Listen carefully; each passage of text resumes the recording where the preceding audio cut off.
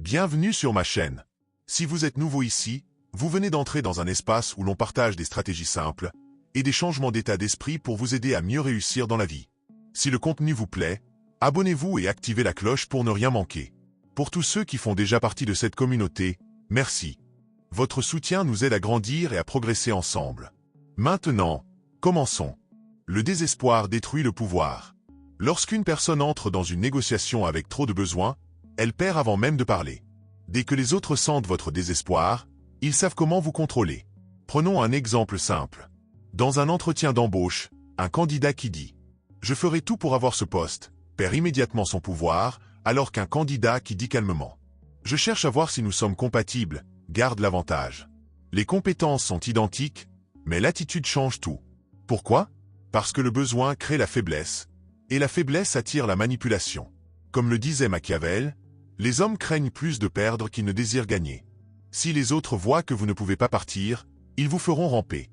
Le pouvoir vient du détachement. Plus vous montrez que vous avez besoin de quelque chose, plus vous perdez le contrôle.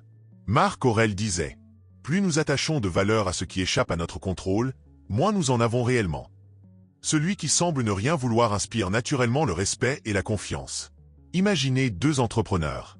L'un supplie les investisseurs en disant « Sans vous, nous sommes finis », tandis que l'autre déclare calmement « Nous sommes déjà rentables, mais nous pouvons grandir ensemble si nos visions s'alignent. » Devinez qui obtiendra la meilleure offre? Celui qui semble détaché. Épictète, un autre philosophe stoïcien, enseignait que la liberté naît du fait de désirer moins ce que l'on ne contrôle pas. Plus vous maîtrisez vos envies, plus vous devenez intouchable. Le piège de trop parler. Nous vivons dans une époque où l'on nous encourage à tout partager, à être authentique et à dire toute la vérité. Mais dans les situations importantes, trop parler peut vous faire perdre du pouvoir. Dans les relations, par exemple, si au deuxième rendez-vous, vous dites « Je crois que tu es la personne qu'il me faut ».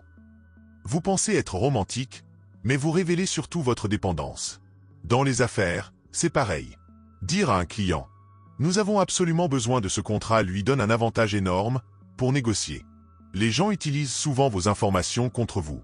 Machiavel disait que le pouvoir repose sur la perception et que la perception se construit par les apparences. Être authentique ne veut pas dire tout révéler. Cela veut dire choisir ce que vous montrez. La force du mystère. L'homme insondable se distingue par sa capacité à rester discret. Il parle peu, dévoile peu et laisse la curiosité travailler pour lui. Quand les gens ne savent pas, ils imaginent, et la plupart du temps, ils vous surestiment. Comparez deux entrepreneurs, l'un publie chaque jour sur ses projets, ses idées, son hustle, tandis que l'autre travaille en silence et laisse ses résultats parler pour lui. Devinez lequel inspire le plus de respect? Celui qui reste mystérieux. Comme le disait Marc Aurèle, ne perds plus de temps à discuter de ce qu'un homme de bien doit être. Sois-le. Vous n'avez pas besoin de prouver votre valeur en parlant. Le silence le fera pour vous. Cache ton appétit pour gagner. Vouloir réussir n'est pas un problème. Le problème, c'est de montrer à quel point vous voulez réussir. Pensez à un lion qui s'apprête à chasser. Il ne rugit pas pour annoncer son attaque. Il observe, avance lentement et frappe en silence. Dans la vie, beaucoup font l'inverse. Ils annoncent leurs rêves, crient leurs ambitions et révèlent leurs faiblesses, puis s'étonnent d'être manipulés. Lors d'un entretien, si vous dites « ce poste est mon rêve depuis des années », vous perdez de l'influence. Mais si vous dites calmement « je cherche un rôle où je peux avoir le plus d'impact », vous renversez la dynamique. Sénèque disait « Le sage se suffit à lui-même, le fou cherche la validation des autres ». En clair, désirez ce que vous désirez, mais ne montrez pas votre faim. Celui qui cache son appétit, mange le premier. L'art de disparaître. Parfois, le geste le plus puissant est de s'effacer. Imaginez un homme qui disparaît pendant 6 mois sans rien dire. Pas de publication, pas d'annonce, pas de nouvelles. Puis il revient, transformé, plus affûté, plus riche, plus fort. Son succès surprend tout le monde non seulement parce qu'il a changé, mais aussi parce que personne ne l'avait vu venir. C'est ce que j'appelle la construction silencieuse. Machiavel l'aurait décrit comme une stratégie d'ombre, préparée en secret, frappée quand personne ne s'y attend. Les stoïciens, eux, rappellent que la maîtrise de soi compte plus que l'image publique. Plus les gens ignorent vos plans, plus il leur sera difficile de vous bloquer. Disparaissez, travaillez en silence, puis réapparaissez plus fort. Parlez moins pour contrôler plus. Chaque fois qu'on vous demande « Alors, sur quoi travailles-tu » résistez à l'envie de tout expliquer. Ne donnez pas votre plan. Ne vous justifiez pas. Contentez-vous de sourire et de dire « On verra ». Ce simple mot crée du mystère, et le mystère crée de la puissance. Quand les gens ne savent pas, ils se posent des questions, ils supposent, ils imaginent, et cette spéculation les occupe plus que vous. Machiavel l'avait compris. Celui qui contrôle l'information contrôle la perception, et la perception contrôle le pouvoir. Parler moins, c'est être plus fort. L'ombre avant les projecteurs. Les figures les plus puissantes de l'histoire ont compris une chose. Les résultats parlent plus fort que les mots.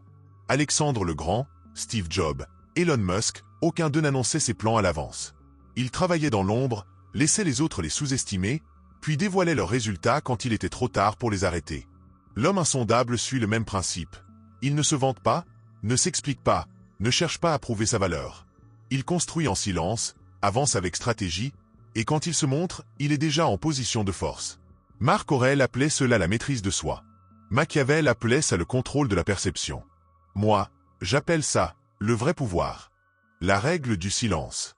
La prochaine fois que vous ressentez l'envie de partager vos rêves, vos objectifs ou vos secrets, retenez-vous. Le silence est une armure. La patience est une arme. Le mystère est un levier. La tempête qui se voit venir peut être évitée, mais celle qui se prépare en silence est impossible à arrêter. Soyez l'ombre qu'on ne peut pas lire. Soyez le mouvement qu'on ne voit pas arriver. Soyez insondable. Encore une fois, merci pour votre abonnement et votre soutien. Grâce à vous, cette chaîne continue de grandir. Ensemble, nous allons plus loin, plus fort.